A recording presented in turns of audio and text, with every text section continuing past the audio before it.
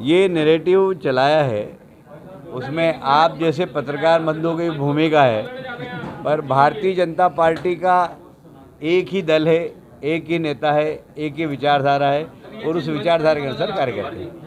ये चीज मंच पर भी नजर आ रही थी। अभी कुछ दिन पहले ही मुख्यमंत्री जी का यहाँ कार्यक्रम हुआ था, तब नेताओं में आप बैठक को लेकर आपसी विवाद हो गया था।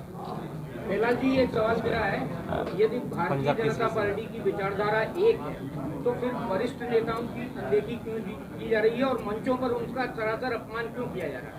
ऐसा कुछ ही नहीं है, कोई एक आध दो घटना हुई है, अभी तो मुझे नहीं पता। नहीं, अभी तो ऐसा नहीं है। हम हमारे लिए वरिष्ठ कार्यकर्ता सम्माननीय और हमेशा सम्मान के योग्य उमा जी ने कहा है ना, है जी। अभी उमा जी ने कहा है ना, उमा जी का भी ट्वीट आया था कि सिंधिया जी के अकेले जिता लेंगे बीजेपी। इसके ऊपर मैं कोई प्रतिक्रिया व्यक्त नहीं करूँगा। और बीजेपी ने सीबीआई और ईडी को हमारे लिए तैयार कर लिया है। देखिए, दिग्विजय सिंह जी हमेशा भ्रमित करने की राजनीति करते हैं। अभी मैंने एक उदाहरण तो बताया आपको कि जैन समाज का उन्होंने ट्वीट किया, उसके बाद डिलीट कर दिया उस ट्वीट को। अब यदि 2 घंटे में यदि समाज के बीच में टकराव हो जाता, किसी प्रकार का संघर्ष हो जाता, तो उसके लिए जवाबदार कौन होता? अब वो हमेशा दिग्भ्रमित करने वाला बयान देते हैं जिसके सिर पैर कुछ नहीं होते, और इसलिए मैं उनको बहुत गंभीर लीडर नहीं मानता हूँ। उनके बयान को बहुत गंभीरता से भी नहीं लेता हूँ। और आपके अच्छे मित्र भी हैं सर। मित्रता तो आपसे भी है मेरी।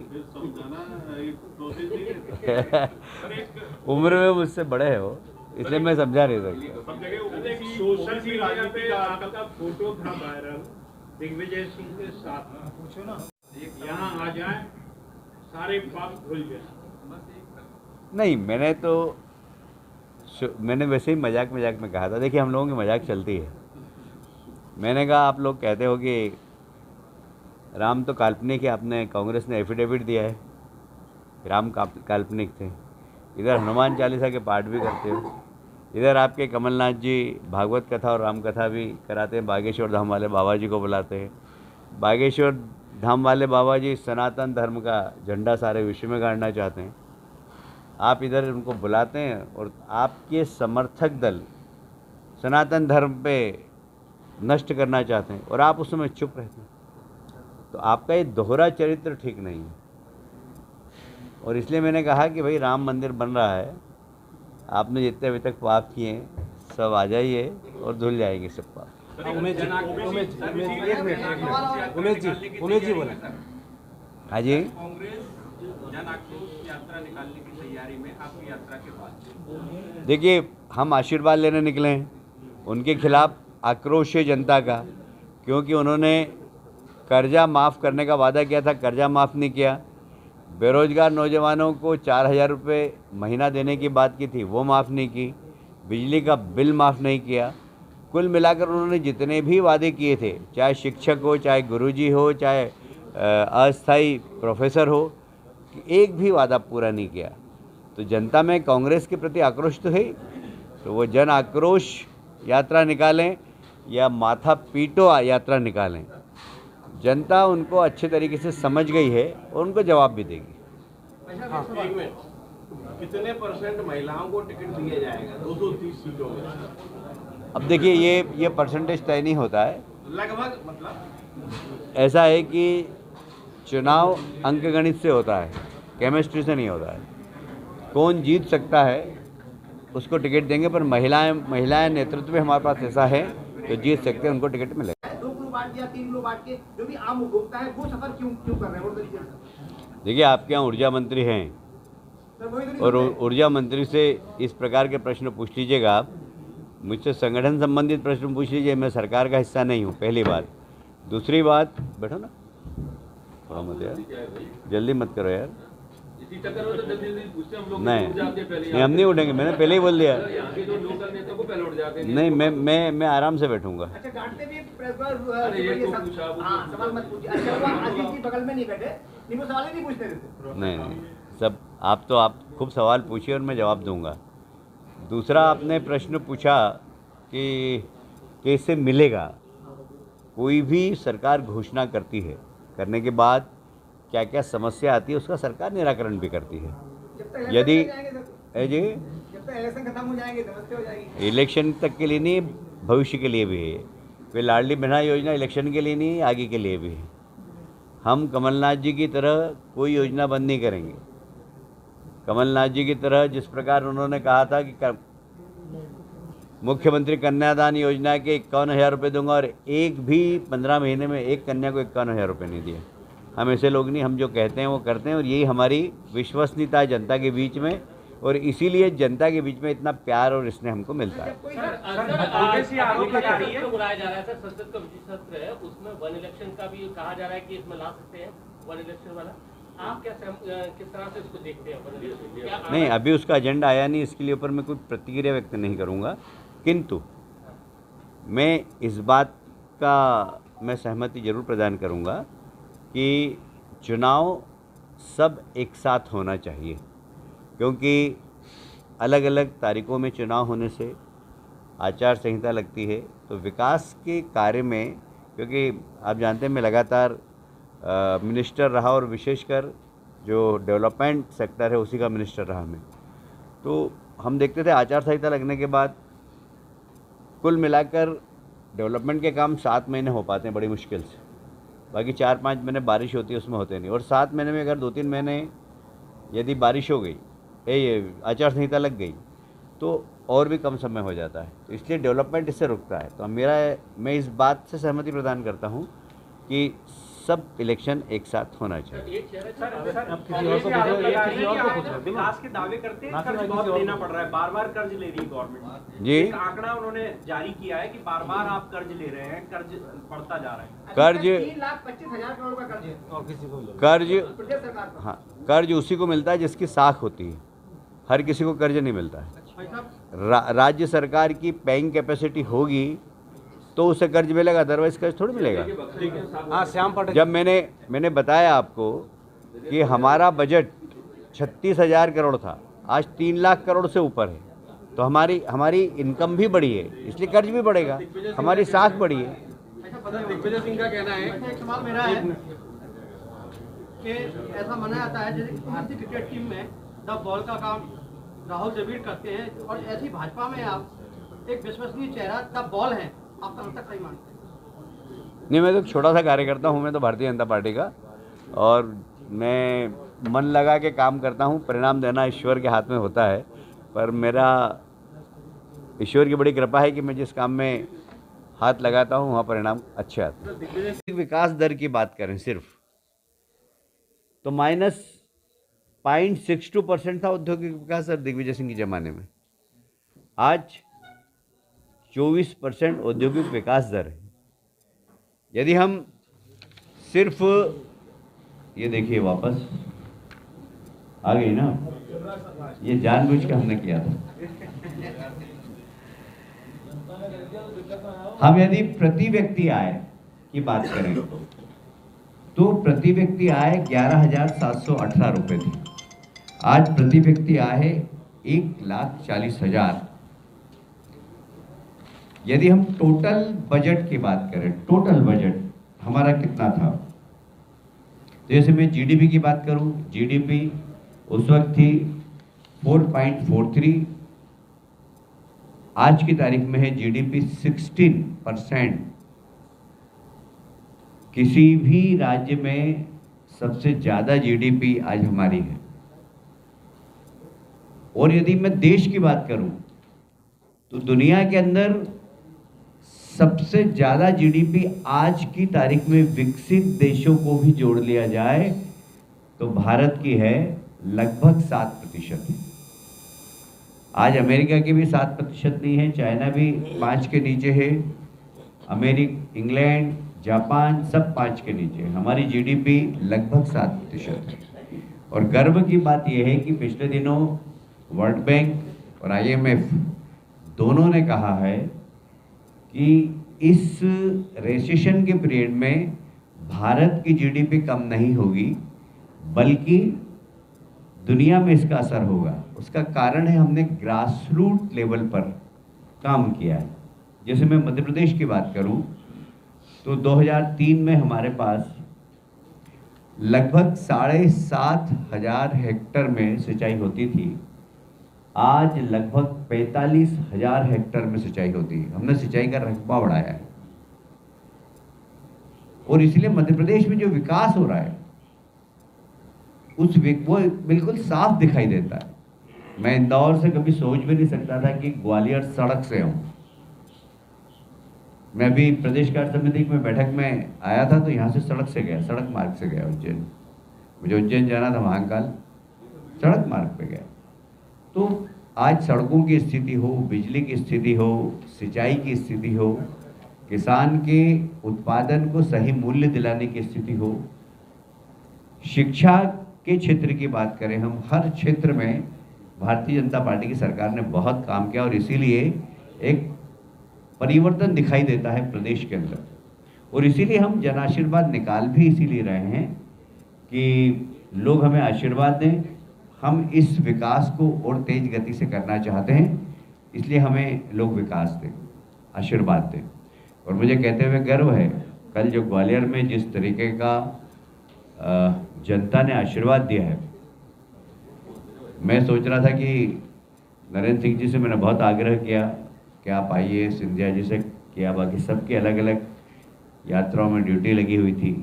मैंने कहा पता नहीं कैसा स्वागत होगा वहाँ, दो बड़े नेता हमारे हैं नहीं, पर उन्होंने वहाँ बैठे बैठे ही जिस तरीके की यहाँ व्यवस्था की, मेरा मन गदगद हो गया कि ऐसा स्वागत ग्वालियर में होगा, मैंने कभी सपने में भी नहीं सोचा था। जो बड़ी बड़ी मालाएं जितनी मैंने ग्वालियर में पहनी है, मेरा राजनीतिक जीवन लगभग 40 साल का, इतनी माला मैंने कभी नहीं पहनी। बहुत लोगों ने बहुत प्यार किया, ये भारतीय जनता पार्टी के प्रति उनका स्नेह है और इसलिए मैं ग्वालियर की जनता को भी धन्यवाद देना चाहता हूँ। मैं एक बात और कहना चाहता हूँ, आज मोदी जी ग्लोबल लीडर बन गए। हमने देखा कि किस तरीके से G20 में उन्होंने विश्व की सारी ताकतवर देशों के राष्ट्राध्यक्षों के साथ बैठकर जिस तरीके से बात की है और दिल्ली का जो एजेंडा बना उसमें आम सहमति करवाना, जिसमें आतंकवाद को अंडरलाइन किया गया, ये बहुत बड़ी मोदी जी की कूटनीतिक सफलता है। और आज भारत की स्थिति विश्व मंच पर, यदि 2014 के पहले के भारत की हम बात करें तो विश्व की किसी भी समस्या में भारत देश है, अपनी सलाह दे सकता है। ऐसी स्थिति भारत की नहीं थी। यूनाइटेड नेशन में अगर किसी भी समस्या के बारे में बात होती थी तो अमेरिका ने क्या कहा, चाइना ने क्या कहा, जापान ने क्या कहा, रशिया ने क्या कहा, इंग्लैंड ने क्या कहा, फ्रांस ने क्या कहा, और फाइल बंद हो जाती थी।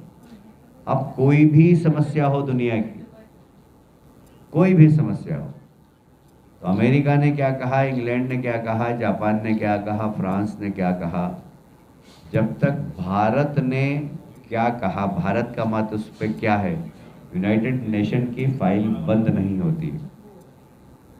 ये किया, बाकी सबकी अलग अलग यात्राओं में ड्यूटी लगी हुई थी। मैंने कहा पता नहीं कैसा स्वागत होगा वहाँ, दो बड़े नेता हमारे हैं नहीं, पर उन्होंने वहाँ बैठे बैठे ही जिस तरीके की यहाँ व्यवस्था की, मेरा मन गदगद हो गया कि ऐसा स्वागत ग्वालियर में होगा, मैंने कभी सपने में भी नहीं सोचा था। जो बड़ी बड़ी मालाएं जितनी मैंने ग्वालियर में पहनी है, मेरा राजनीतिक जीवन लगभग 40 साल का, इतनी माला मैंने कभी नहीं पहनी। बहुत लोगों ने बहुत प्यार किया, ये भारतीय जनता पार्टी के प्रति उनका स्नेह है और इसलिए मैं ग्वालियर की जनता को भी धन्यवाद देना चाहता हूँ। मैं एक बात और कहना चाहता हूँ, आज मोदी जी ग्लोबल लीडर बन गए। हमने देखा कि किस तरीके से G20 में उन्होंने विश्व की सारी ताकतवर देशों के राष्ट्राध्यक्षों के साथ बैठकर जिस तरीके से बात की है और दिल्ली का जो एजेंडा बना उसको उसमें आम सहमति करवाना, जिसमें आतंकवाद को अंडरलाइन किया गया, ये बहुत बड़ी मोदी जी की कूटनीतिक सफलता है। और आज भारत की स्थिति विश्व मंच पर, यदि 2014 के पहले की भारत की हम बात करें तो विश्व की किसी भी समस्या में भारत देश है, अपनी सलाह दे सकता है, ऐसी स्थिति भारत की नहीं थी।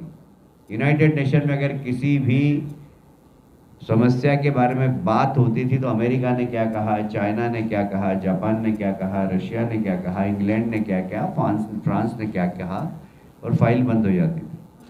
अब कोई भी समस्या हो दुनिया की, कोई भी समस्या हो, तो अमेरिका ने क्या कहा, इंग्लैंड ने क्या कहा, जापान ने क्या कहा, फ्रांस ने क्या कहा, जब तक भारत ने क्या कहा, भारत का मत उस पर क्या है, यूनाइटेड नेशन की फाइल बंद नहीं होती।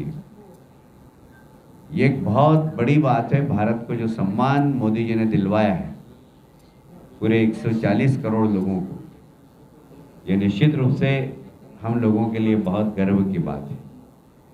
पर दुर्भाग्य की बात ये भी है कि दुनिया का सबसे बड़ा प्रजातांत्रिक देश है हमारा, पर एक घमंडिया गठबंधन बना है। ये इंडी अलायंस, ये इंडी अलायंस का एजेंडा क्या है? उनकी 2 बैठकें हुई, पर मुंबई की बैठक के बाद जिस तरीके से इंडी अलायंस के लोगों ने भारत की सनातन परंपरा पर हमला किया, तमिलनाडु के मुख्यमंत्री स्टीफन के बेटे उदयनिधि ने सनातन धर्म हम समाप्त कर देंगे, समाप्त कर देना चाहिए। मैं सोच रहा था कि इस पे इंडी अलायंस का कोई समझदार नेता बयान देगा, पर उसके 2-3 घंटे बाद ही कांग्रेस के अध्यक्ष खड़गे जी के पुत्र, जो कि कर्नाटक में मंत्री हैं, उन्होंने उदयनिधि की बात का समर्थन किया।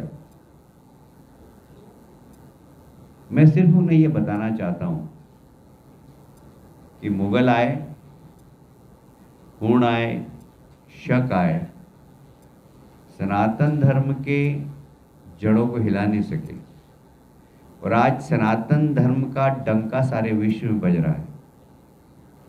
प्रधानमंत्री ने योग दिवस मनाकर ये सनातन परंपरा को सारे विश्व में ले जाने का प्रयास किया, सम्मान दिलाने का प्रयास किया।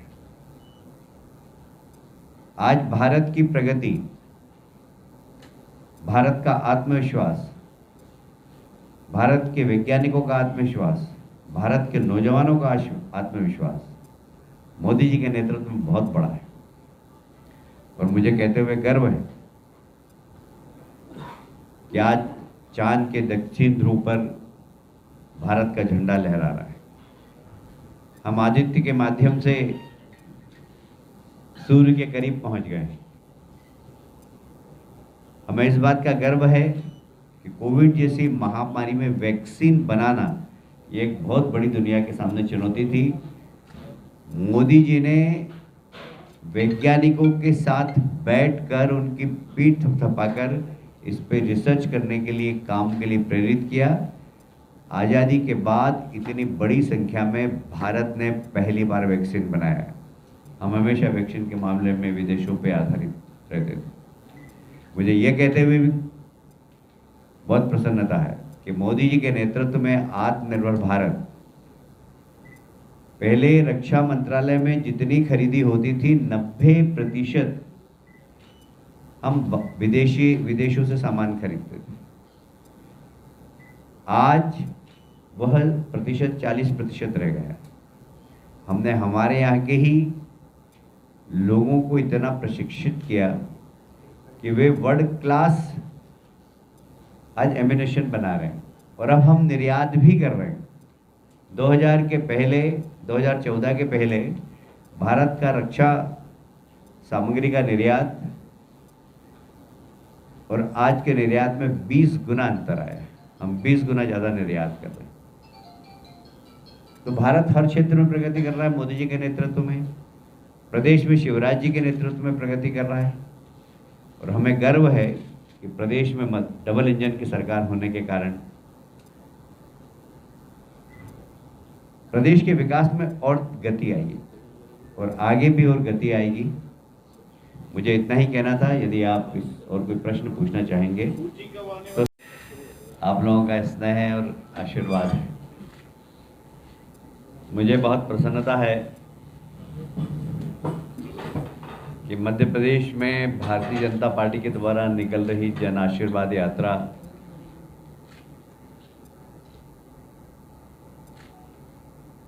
जिस तरीके से जन आशीर्वाद यात्रा को समर्थन मिल रहा है,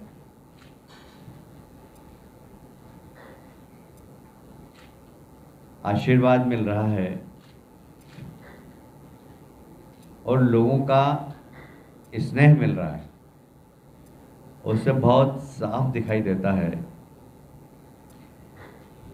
कि इस बार हम 2/3 बहुमत से सरकार बनाएंगे।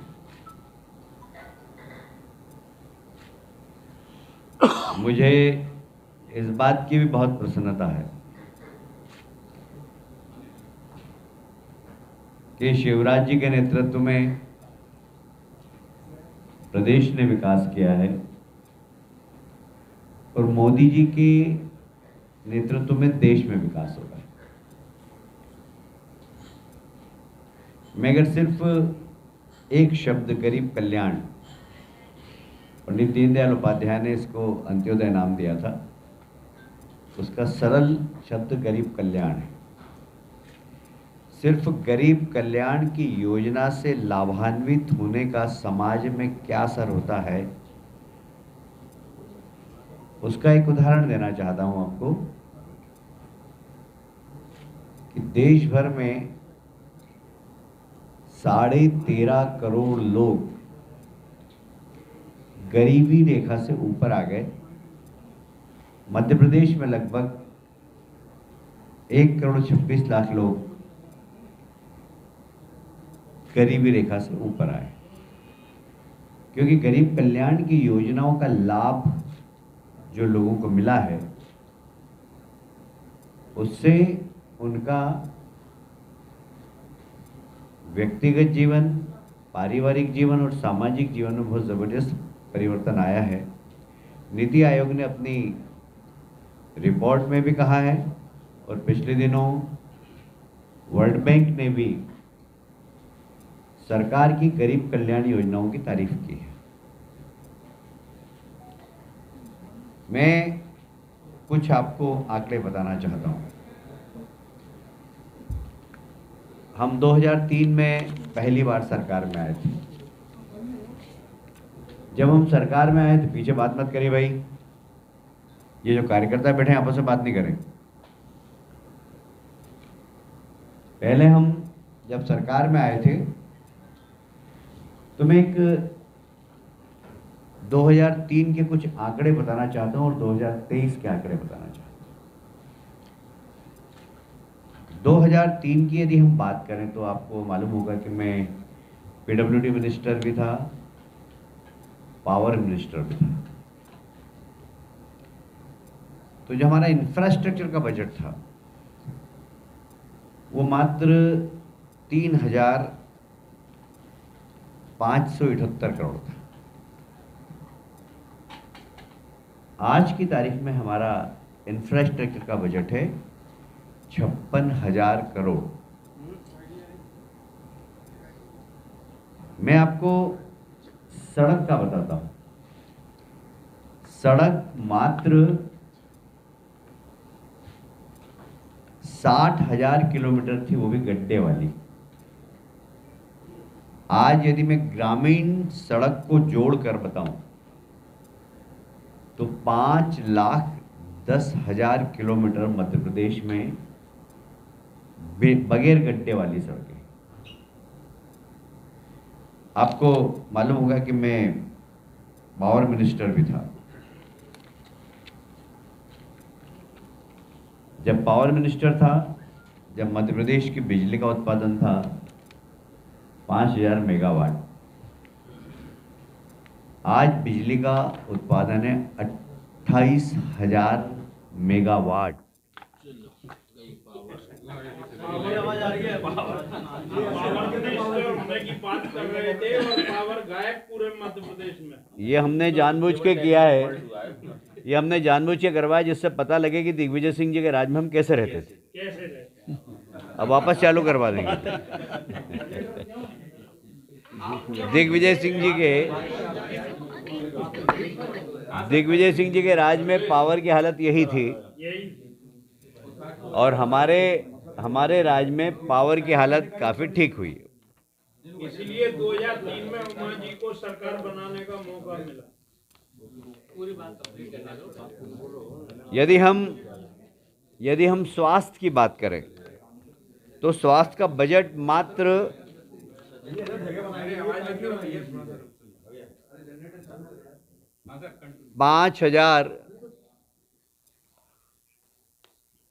580 करोड़ था स्वास्थ्य विभाग का बजट। आज की तारीख में 16,000 करोड़ स्वास्थ्य विभाग का बजट है। यदि मैं सिर्फ मेडिकल कॉलेज की बात करूं तो मेडिकल कॉलेज 5 थे, जिसमें लगभग 600 बच्चों को एडमिशन मिलता था। मतलब पूरे प्रदेश में एक साल में 600 बच्चे एडमिशन प्राप्त करके डॉक्टर बनते थे। आज 5,000 बच्चे मध्य प्रदेश के हर साल डॉक्टर बन रहे हैं। ये अंतर बता रहा हूं मैं। हम आशीर्वाद लेने इसीलिए जा रहे हैं कि हमने प्रदेश में एक ज़बरदस्त परिवर्तन किया। बीमारू राज्य था, उस बीमारू राज्य से निकालकर एक सक्षम राज्य बनाया। हम यदि औद्योगिक विकास दर की बात करें सिर्फ, तो -0.62% था औद्योगिक विकास दर दिग्विजय सिंह। आज चुनाव प्रबंधन कमेटी की बैठक है, उसमें निर्णय होने के बाद ही बता पाऊंगा। कितनी सीट रहेंगी इसमें हारने वाली? नहीं, अभी एकदम सीटों की संख्या ये मैं बता नहीं पाऊंगा क्योंकि शाम को बैठेगी। वाले चंबल फोकस क्यों हो रहा है सर? सबसे ज्यादा यहाँ वाले चंबल पूरा फोकस हो रहा है, क्या कारण? नहीं, सभी दूर की सीटें हैं उसमें, ऐसा नहीं। 2018 की जो हार यहाँ से हुई थी उससे घबराए हुए आप लोग? बिल्कुल नहीं।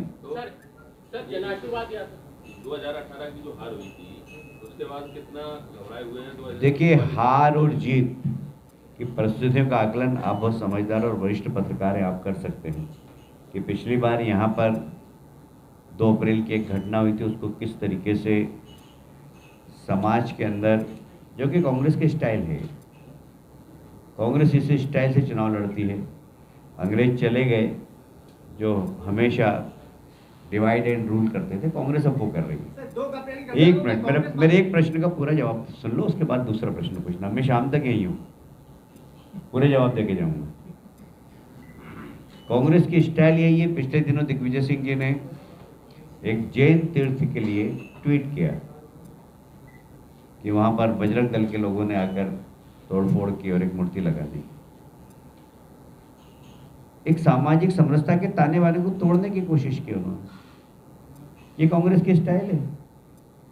पिछली बार भी चुनाव में 18 में हम यहाँ पर अगर पराजित हुए तो उसमें बहुत बड़ा रोल था कांग्रेस का, सामाजिक समरसता के ताने बाने को तोड़ने का। उसके कारण परिणाम ऐसे हुए थे। अब सब समझ गए, कांग्रेस का असली चेहरा एकदम सामने आ गया, इसलिए कोई उस गलतफहमी में नहीं जिएगा। सर, कल जन आशीर्वाद यात्रा थी तो उसमें नेता पुत्रों का बड़ा होर्डिंग और दावेदारी को लेकर दावेदारी की जा रही थी। आप भी मंच पर गए थे, बुलाया गया, आपको भी आग्रह किया गया। आप क्या सहमत हैं? नेता दावेदारी ये नहीं है क्या? नहीं, उन्होंने टिकट की बात थोड़ी की। नहीं, आपने करी, लेकिन आप समझते हैं। नहीं, समझने की क्या बात है उसमें। आप कुछ भी समझे और कुछ भी प्रश्न पूछेंगे तो हर प्रश्न का जवाब मैं थोड़ी दूंगा। हम लोग तो समझते हैं वही तो अलग होता है। नेता पुत्र मैदान में आना चाहिए। देखिए, ऐसा है, और उनको पार्टी टिकट देगी या नहीं? देखो, ये निर्णय करना पार्टी का काम है। आप जबरदस्ती हेडेक मत मोल लीजिए। हम पार्टी के लोग हैं ना, हम तय करेंगे। विजयवर्गीय साहब, आप जैसा संदेश देना चाहेंगे जिस तरीके से आपने त्याग किया चुनाव को लेकर, फिर अपने बेटे को उतारा इंदौर में, नहीं देखिए, ऐसा ही त्याग उन नेताओं को भी देंगे? मैंने त्याग नहीं किया, पार्टी का जो निर्देश है मैं उसका पालन करता हूँ। सर अभी G20 सम्मेलन हुआ, सर ये G20 सम्मेलन हुआ, अभी खालिस्तानियों ने धमकी दी है कि कनाडा में भारत के दूतावास को बंद कर दिया जाएगा। इससे पहले खालिस्तानियों का सबसे बड़ा विवाद था, कांग्रेस से इंदिरा गांधी के समय से हुआ था, हालांकि उन्हें अपनी जान भी देनी पड़ी। तो इस धमकी को कैसे देख रहा है? देखिए, आपने शायद अभी G20 का जो दिल्ली के अंदर सर्वानुमति से प्रस्ताव पास हुआ है, आप उसका एक अध्ययन करिएगा। उसमें अलगाववाद, आतंकवाद के खिलाफ सारी दुनिया ने हस्ताक्षर किए, और मुझे लगता है कि जब सारी दुनिया एक मंच पर बैठकर इस प्रकार की गतिविधियों के खिलाफ आम सहमति बताती है, तो ऐसी ताकतें बहुत ज़्यादा सफल नहीं हो पाएगी। सिंधिया प्लस का ग्वालियर चंबल में क्या फायदा होने वाला है? सिंधिया प्लस का नहीं, सिंधिया जी का देखिए, कांग्रेस के पास कोई चेहरा ही नहीं है अभी। कौन है चेहरा बताइए?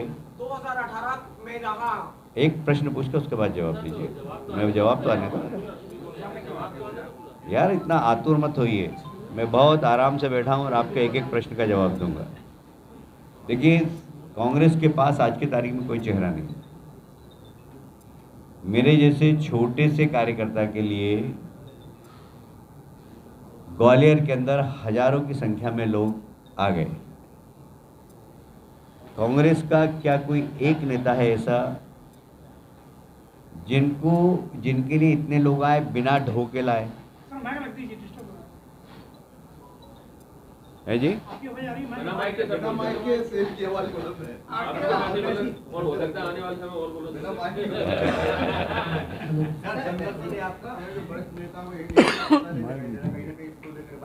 जी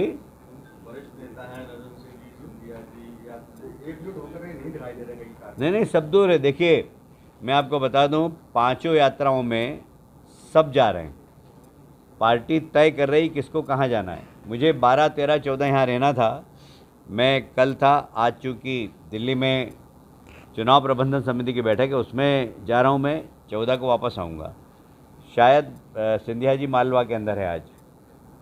सबके अलग अलग ड्यूटी है।